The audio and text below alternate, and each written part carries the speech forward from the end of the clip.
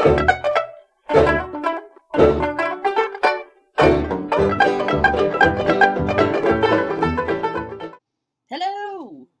Guess what? I turned 51 today. That's going to be in my hand all day. Today is my 51st birthday. It is a Wednesday, which never bodes well, but I'm hoping this will change all of my Wednesday luck, which has never been great. That's okay. Let me drink some awesome coffee. I have here 51 dried blueberries. This is what 51 dried blueberries looks like. I counted them. I'm going to nibble on these as I talk, starting with this. Full of antioxidants. They're very good. So, for my 51st birthday, it is not lost on me that I have now tipped over the half-century mark, which is fine, because it's only 1 year. Surely I can handle that. I want to explore the number 51 for a minute. I really didn't expect much from the number 51 because, it's 51. I mean, it's not 50, although it does have my favorite number 5 in it, but it's got that 1 after it, so 51. Alexander Hamilton wrote 51 of the 85 Federalist Papers. Now, for those of you who don't know what Federalist Papers are, I'll tell you. They are a collection of 85 articles and essays, and they were written under a pseudonym, Publius. Anyway, they were written by Alexander Hamilton, James Madison, and John Jay. And they were written to promote the ratification of the United States Constitution. Onward! More awesome coffee. And another blueberry. I'm going to eat 2 blueberries this time because I'll never finish all 51 if I do. Okay. 51 is the atomic number of antimony, or antimony, depends. Now, this is a metallic gray element. It's found in nature. If you look at it, it looks like a big block of kind of grayish silver. It's very, very pretty.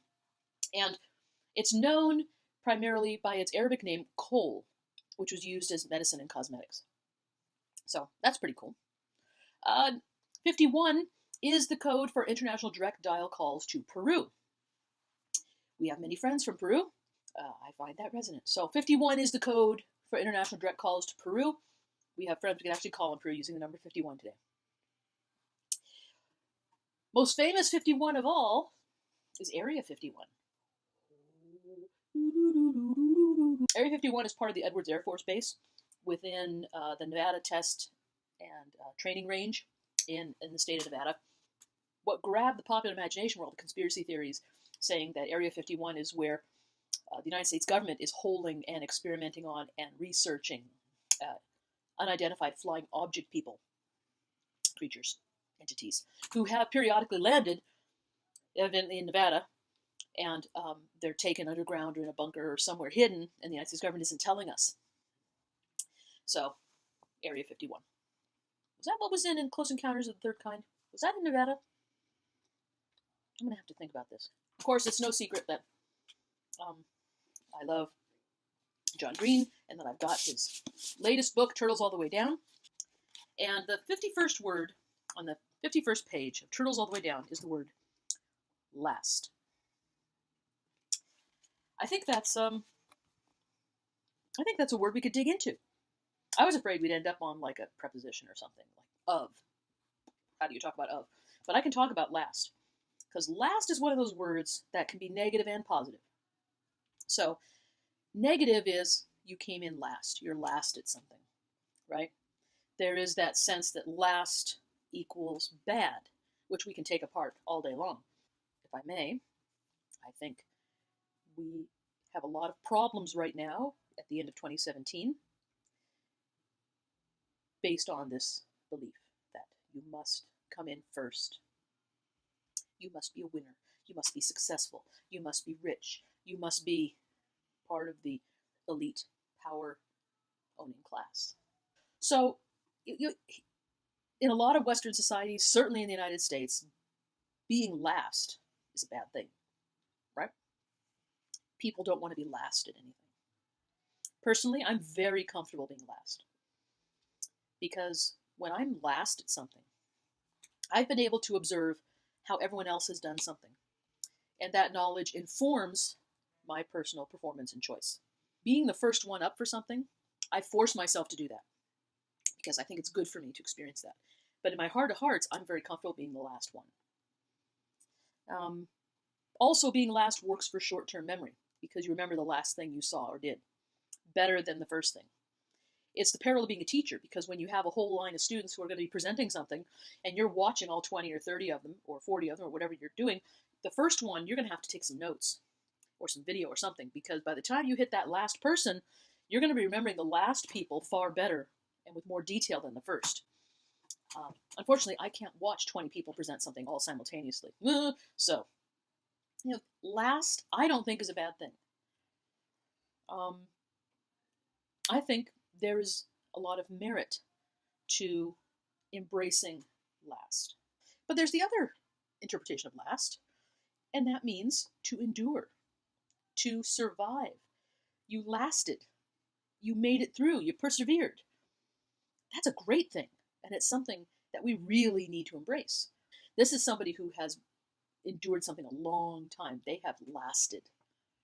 And that implies strength of character, strength of body, strength of purpose. It's very admirable. So, even the single words in this book resonate. The power, one word at a time. John Green, if he would ever, he's not going to watch this, but if he did, he would just be rolling his eyes. I read too much into the word last. So I went into another book I'm reading. I'm kind of working through slowly, and it's How to Fight, and I can't pronounce this name. Thich Nhat Hanh. I need help. These are brief meditations. That's what I'm looking for. And he shares insights.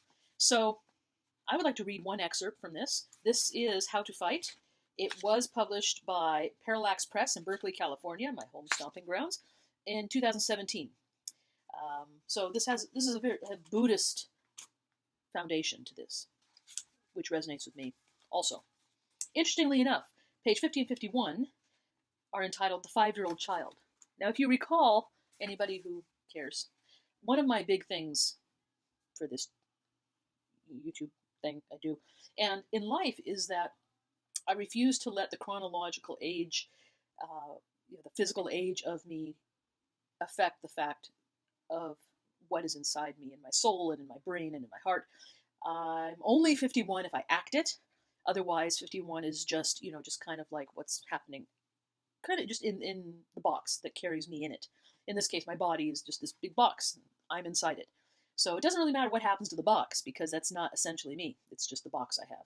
But I maintain, and in teaching as well, that everybody has a 5-year-old child inside them. Everyone has a child inside them. All of us are essentially 5-year-olds. The things that make a 5-year-old happy make us happy at any age. So that doesn't stop. We just kind of think that we have to act a certain way now, that we are all these grown-up people. That you can't have a mortgage and have a job and have a political stance and be a parent or be an educator. You can't do this and still have fun. Anyway, so this is entitled The 5-Year-Old Child. Listen to this. Often our suffering begins when we are quite young and continues to fester as we grow. There is a 5-year-old still inside us.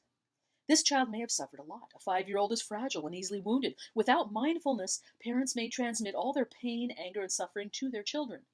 By the age of 5, the child is already filled with fear and sorrow. A child so young isn't always able to explain her suffering in a way that others can hear. As she stumbles over her words, adults around her might interrupt or even shout at her, and such language is like ice, water thrown over a tender heart. The child may never try to confide in grown-ups again, and the wound remains deep and hidden. Adults repeat acts like this over and over until their connection with their children is severed. The cause is a lack of mindfulness. If a parent doesn't know how to manage his anger, for example, he may destroy the communication with his child, and the child may suffer their whole life and pass that anger on to the next generation. So it is important to get in touch with the 5-year-old within and begin to heal the wounds inside. We can learn to listen to the suffering of our 5-year-old, to embrace it tenderly, holding our pain and suffering the energy of mindfulness and compassion. It begins to transform. Let's take it apart, because it's really important.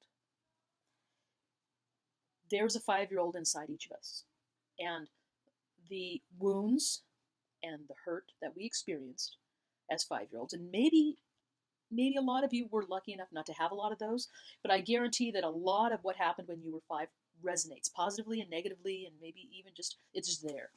But it's inside you, and a lot of who we are as adults carries that, which is why childhood is so important.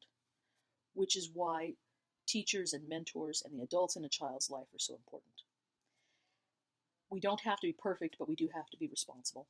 And we have to be mindful, as this says. And mindful means being aware that you're carrying this. And before you can grow for the sake of, if you have a child or if you're a teacher, if there's a young person in your life, before you can be there for them, you have to take care of the 5-year-old inside you. And you have to come to terms with the hurt that happened then. And you have to let go of guilt. You have to embrace it. You have to kind of love that 5-year-old. So I found it very curious that on page 51, it reflects my personal philosophy. I find that a bit creepy. It's deceptive because it says how to fight, and that's not what it's about at all. It's actually about how not to fight. See what he did there? See? I think it has a lot to give us for these trying times that we're in, when when people are so angry and so frustrated and so scared and so full of the unknown and resentment and fear of those who are not like us. That, it's going to just chew us up from within. It's the same color as turtles all the way down. When possible, I try to match my books. More blueberries. Oh, they're all over the table. So, my friends, that's me. I'm 51. I'm going to work my way through my 51 blueberries. I'm going to do a little work.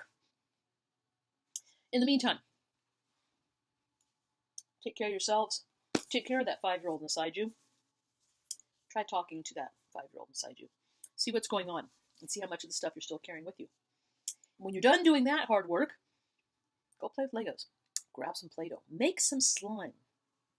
Eat something childish. Go dig a hole. Make a bug house. Paint with your fingers. I do. But above all, stay kind to each other. And stay nerdy.